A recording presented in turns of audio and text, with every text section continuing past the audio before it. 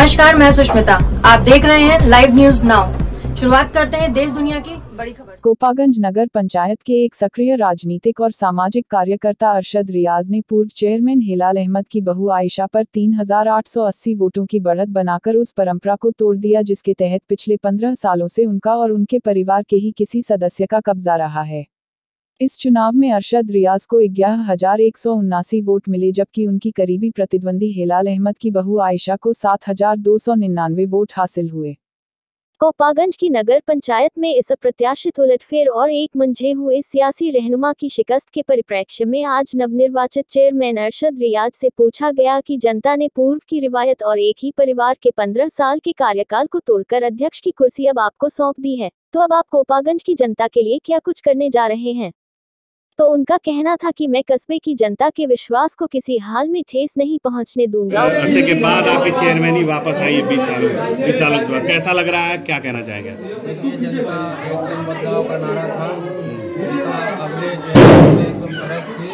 जनता ने हम काफ़ी 2 साल से लगभग जब चुनाव हम लोग हार गए थे तभी से हम लगे थे, लेकिन इधर 2 साल से एकदम एक दरवाजे पर हर उनके दुख सुख में हमने जाने का काम किया है और जनता ने मन बनाया था कि जमीन पर रहने वाले लोगों को ही बात दिया जाएगा। और क्या प्राथमिकताएं रहेंगी कोपागंज के लोगों के लिए? सबसे पहले जल निकासी यहाँ बहुत अहम समस्या है, इसको सबसे पहले प्राथमिकता दी जाएगी। बाकी जितने काम हैं उसमें सब ये ध्यान दिया जाएगा पारदर्शिता ताकि जो लोग ये काम किए हैं पुरानी ईंट उखाड़ के उसी को बिछा के पैसा निकाले हैं, हम लोग फ्रेश काम करेंगे एकदम उसमें कहीं से। खड़ंजों की हालत देखी जाए काफी जर्जर है।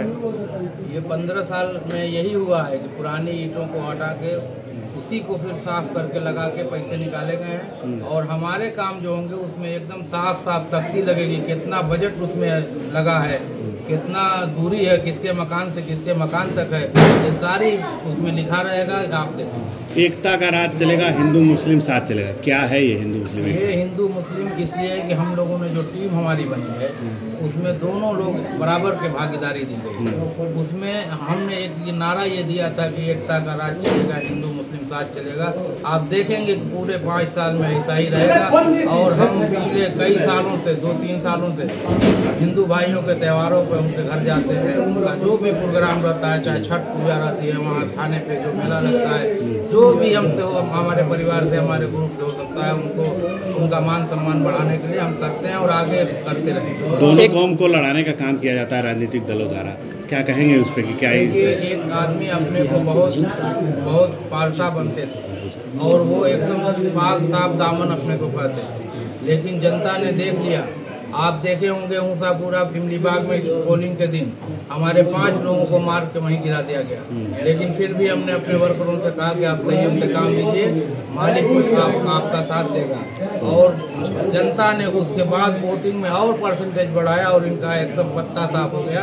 और इसी के इसमें हम सिर्फ यही कहेंगे कि हमने जो काम ये लड़ाई झगड़े को रोका है, हम जो हिंदू मुस्लिम एकता का नारा है उसको कायम रखेंगे और आगे 5 साल में हम अपने वर्करों को इससे बचा के रखेंगे। आप ऐतिहासिक जीत हासिल किए हैं, इसका श्रेय किसको दे रहे हैं? यहाँ की आवाम को, यहाँ की महबूब आवाम को देना है। हिंदू मुस्लिम किसी ने आप बूथ देखिए, हम 43 बूथ पे का हिंदू का मुसलमान सारे वर्ग के लोगों ने हर जात बिरादरी को से ऊपर उठ के हमको वोट किया है।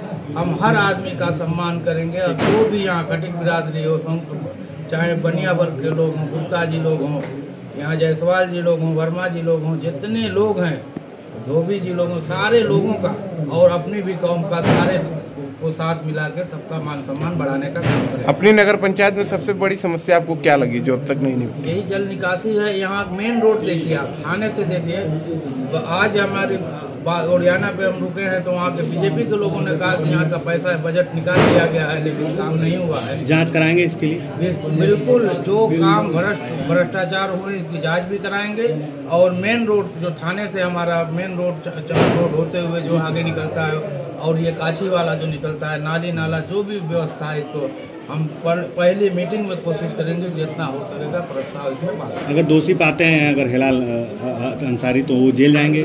देखिए, ऐसा ये काम तो कानून का है। हम हमारे वहाँ से जो भी अगर गलत हुआ होगा या कोई हमसे मांगेगा तो हम देंगे, बाकी तो वो कानून का काम है, कौन जेल